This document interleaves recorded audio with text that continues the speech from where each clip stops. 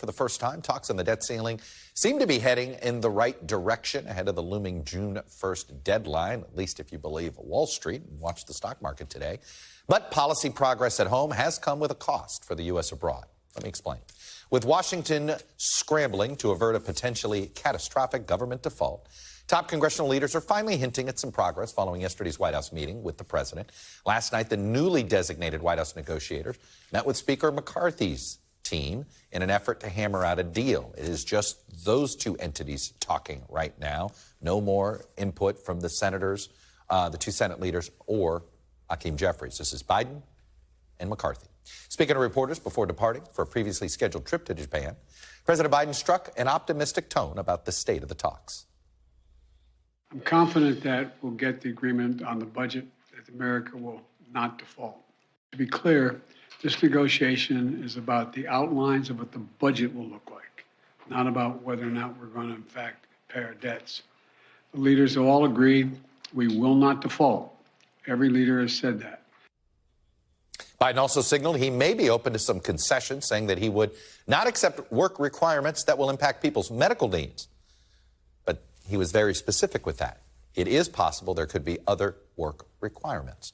House Speaker McCarthy, meanwhile, is criticizing Biden for being out of the country during these crucial negotiations, even after the White House decided to cut the trip short, canceling stops in Papua New Guinea and Australia.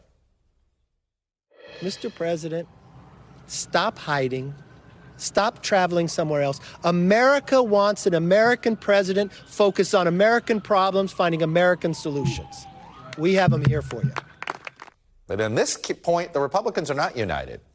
People like Senator Lindsey Graham actually say Biden was right to make this trip. China matters here, folks. Those canceled stops I mentioned come at a time when the administration is trying desperately to revive America's pivot to Asia.